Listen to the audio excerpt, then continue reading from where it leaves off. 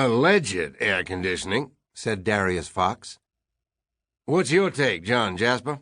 Motor pool moron set us on bake or broil? Jack Reed laughed and used a meaty, freckled forearm to clear sweat from his face. Scanning the night-darkened dumpsters and butt-sides of shuttered low-rent businesses that lined the alley, he sucked on his Parliament and blew smoke out the cruiser's window as Darius kept the car moving forward at 10 miles per hour. 10 years ago to the day, the Manson family had butchered Sharon Tate and a whole bunch of other people.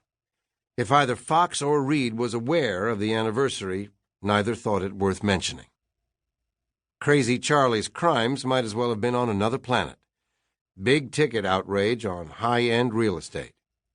Fox and Reed's Southwest Division shifts were filled with nonstop penny-ante crap that sometimes blossomed into stomach-churning violence.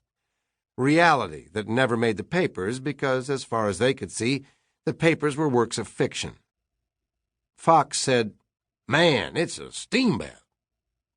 Reed said, "Alleged, as in this is a motor vehicle, more like a shopping cart with a cherry on top."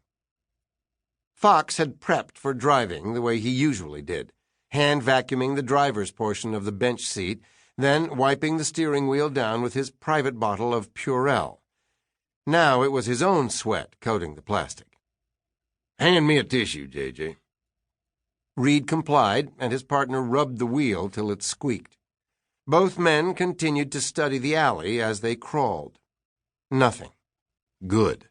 One half of the shift had passed. Jack Reed said, "Alleged, as in Jimmy Carter's a commander-in-chief. Now you're getting unpleasantly political. That's a problem? Night like this it is. Truth is truth, Darius. It was Peanut Boy helped that loony towelhead back into Iran. And look at all the crap that brought down. No debate on Farmer Bucktooth being a nitwit, John Jasper. I just don't want to pollute our precious time together with small things like international affairs." Reed thought about that. "Fair enough. I'm known for my fairness." Slow shift, the usual drunken disorderlies at Mexican dance halls on Vermont, a couple of false alarm burglary calls, an assortment of miscreants warned and released because none of them was worth the paperwork. The last call they'd fielded before embarking on alley duty was yet another noise complaint at a USC fraternity, already taken care of by the campus rent-a-cops by the time Fox and Reed arrived. Rich, confident college boys saying yes sir and no sir, scooping up beer bottles from the lawn, hurrying inside to continue the merriment. Wink, wink, wink. Reed smoked his Parliament down to a shred, pinched it cold between his fingers, flicked the remnant out the window. He was a ruddy blonde fireplug, 5'9" on a good day, 200 muscled pounds, 30 but looking older, with skin leathered by the sun and a nose flattened by high school football. A hay-colored crew cut topped his bullet skull. A naturally grainy voice was coarsened further by 2 packs a day. 3 years out of the service, all his time spent running an armory in Germany. He said, "Tell you what alleged is, Darius. L.A. night's cooling off. Night like this might as well have stayed in Bull Shoals."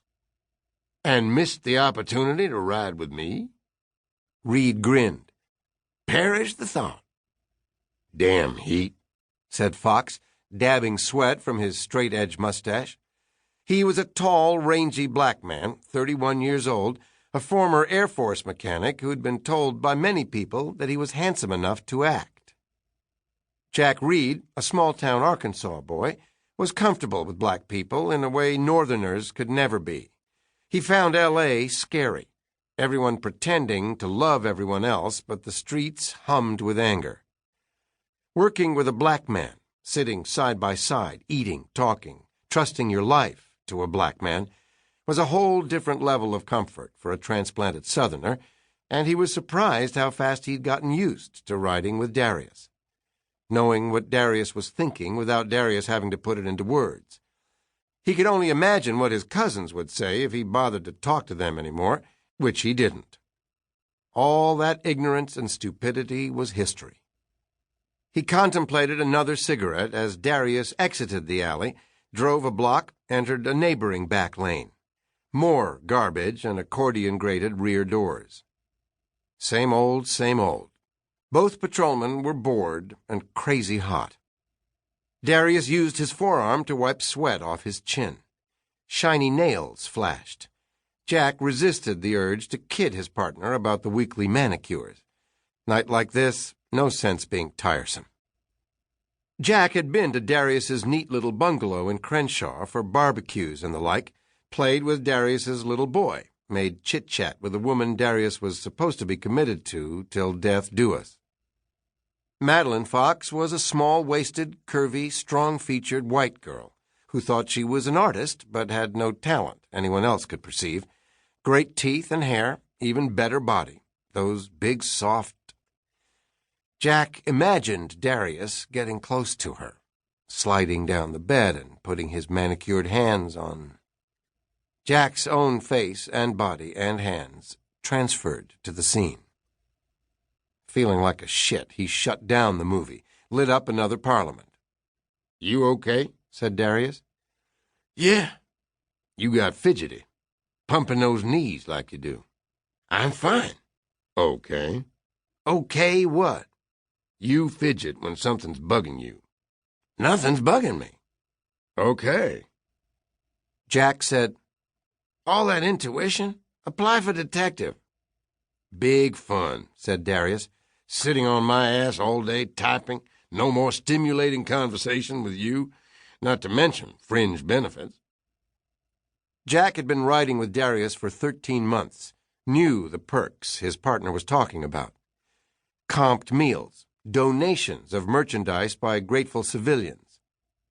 Last week, both he and Darius had gotten brand-new pocket calculators from an Arab with a store on Hoover after they'd busted 2 kids trying to shoplift cassette tapes.